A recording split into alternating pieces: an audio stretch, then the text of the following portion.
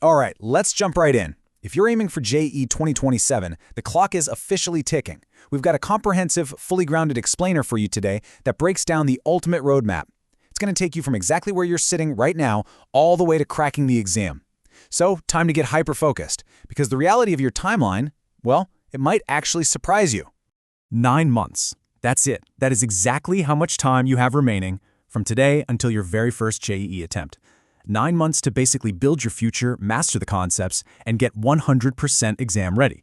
Now, I know it sounds like a decent chunk of time, right? But hold on, because the math gets a lot tighter when we actually look at what needs to get done. Here's the harsh reality of this prep. You don't actually have 9 full months to study new material. Nope. In truth, you only have 7 months to complete your entire Class 11 and Class 12 syllabus. Why? Because those final 2 months, they are strictly, non-negotiably reserved for mock tests, rapid revision, and previous year questions. Time is literally your most valuable asset right now, and honestly, you can't afford to waste a single day. So, to turn this giant mountain into a totally manageable checklist, we're breaking the next 9 months down into a 3-phase playbook. We've got Phase 1, the setup, Phase 2, mastering the syllabus, and Phase 3, revision and mocks. Let's gamify this timeline. Kicking things off with Phase 1, the setup, which is all about fixing your foundation and your environment. This phase is all about immediate, totally non-negotiable rules you have to implement today. I mean, you need this baseline setup to even have a fighting chance at surviving the JEE grind. Your absolute first step? Knowing exactly where you stand. So, right after this explainer, I want you to grab a blank piece of paper and do a brutally honest self-assessment. Map out your strong chapters where you're super confident, then the chapters where your concepts are clear but your practice is pending, and finally, your completely weak chapters. This is your ground zero, because without confronting your actual starting point, no strategy in the world is going to save you. Now, we need to completely destroy the most popular, yet incredibly toxic study fantasy out there. You know the one. I'll wake up at 5 a.m., study for 14 hours straight, sleep for 3 hours, and go directly to IIT Bombay. Yeah, let's be real. You are going to burn out in 2 days trying that. This is a 1-year marathon. A realistic, sustainable routine needs a strict minimum of 7 hours of sleep just for your brain to actually function. You should be studying in highly focused 1.5-hour slots, not just staring at the clock. Build in a 30 to 40-minute daily buffer because, hey, tasks inevitably spill over. And you absolutely must take at least a half-day break every single week just to stay sane. Okay, let's talk about your absolute biggest enemy in this preparation. Yep. Your phone. Just one tiny 1-second notification can totally break your momentum and ruin an entire hour of studying. So here are 4 strict steps to kill digital distractions today. 1. When you sit down to study, put that phone in another room entirely. Out of sight, out of mind. 2. Use app blockers like Stay Focused or just your phone's built-in screen time limits. 3. And this is actually a brilliant trick. Enable grayscale mode on your phone. Suddenly, scrolling through colorful reels in boring black and white completely loses its appeal. And 4. Turn off all notifications. Put up a status telling your friends you're unavailable, and seriously, stick to it. The final piece of Phase 1 is all about previous year questions, or PYQs. Please do not fall into the trap of thinking, oh, I'll just solve PYQs at the end of the year. Trust me, the end never comes. You need to start solving chapter-wise and topic-wise PYQs immediately. The source material for today's explainer strongly advises integrating a dedicated resource right now, something like the Oswald Books 25-year PYQ Bank, which gives you over 6,000 questions, trend analyses, and mind maps. Get your resources in order now and make solving PYQs a daily habit, not an afterthought. Moving right along, we transition into Phase 2, mastering the syllabus. This is your May to November strategy. This right here is the heavy lifting period, where you have to balance your current classes with all your past mistakes. To manage that super tricky balance, you've got to use the parallel track system. Basically, you dedicate the vast majority of your study time, about 65 to 70%, to Track 1, which is your current Class 12 work. That means attending your daily lectures, doing homework, and just keeping up with the present. But you also have to maintain Track 2. That means taking 30 to 35% of your time to continuously chip away at Class 11. Your ultimate goal here is to complete at least 1 to 2 Class 11 chapters every single week alongside your regular day-to-day studies. So, why this very specific time split?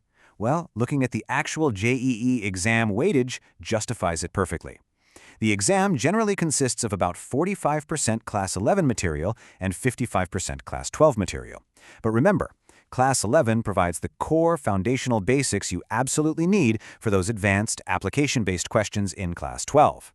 So, during those 35% time blocks you dedicate to Class 11, you need to be strategic.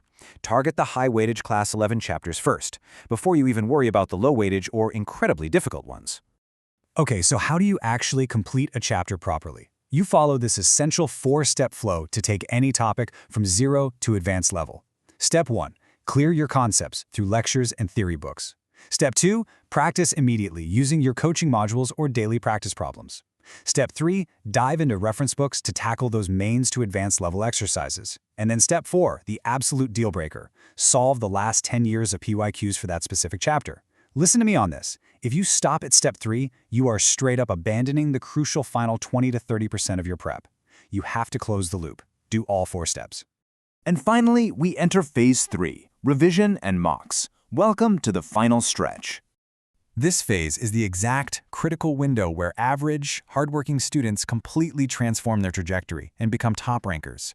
To prevent every student's absolute worst nightmare, spending a week mastering a chapter, only to realize a month later you've forgotten every single word of it, you need the 3-tier revision strategy. First, daily. Make short notes and mind maps of whatever you studied that day.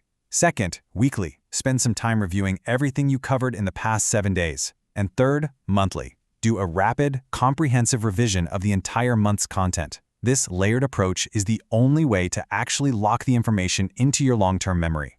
Then comes the part most students are absolutely terrified of: mock tests. Look, so many people avoid them out of fear of getting a low score. We need to shift that mindset right now. Mock tests are not about marks. They are about real analysis. You have to understand that practicing a module comfortably at your desk and taking a timed mock test are completely different skill sets. Practice is about knowing how to solve a problem. Mocks are about time management, navigating under immense pressure, and figuring out exactly where your strategy breaks down. To properly build your exam temperament, you've got to adhere to these 3 rigid rules when taking a mock. Rule 1, always do a 30 to 40-minute rapid revision before you start, just like you would on the actual morning of the exam. Rule 2, recreate the exact exam environment. Clear your desk, put away the phone, and set a strict 3-hour timer. No getting up for snacks. And Rule 3, never ever solve the paper linearly. Solve it in rounds. Hunt down and secure the easy questions first, then tackle the medium ones, and save those hard or mark for review questions for the very end. Now, the most crucial part of taking that mock test is what happens right after you finish. This is the ultimate secret weapon of top rankers. You must spend exactly as much time analyzing the mock test as you did taking it. If the test was 3 hours long, your analysis is 3 hours long, period. This rigorous review is where the actual rank improvement happens. Ask yourself, why did you get a question wrong? Was it a weak concept, a silly calculation error, or just a blind guess? You have to find those weak areas and aggressively fix them before the next test. All right, we've covered the setup, the syllabus strategy, and the final revision and mock testing phase. The roadmap is clear. But, as we all know, a map is completely useless if you don't take the first step. So, I'm going to leave you with this final provocative thought. Are you going to close this explainer, open up social media, and just keep passively scrolling while your 9 months slowly disappear? Or are you going to grab a pen right now, draw that 3-column self-assessment, drop your bad habits, and officially begin your JEE victory? The timeline is set. The choice is entirely yours.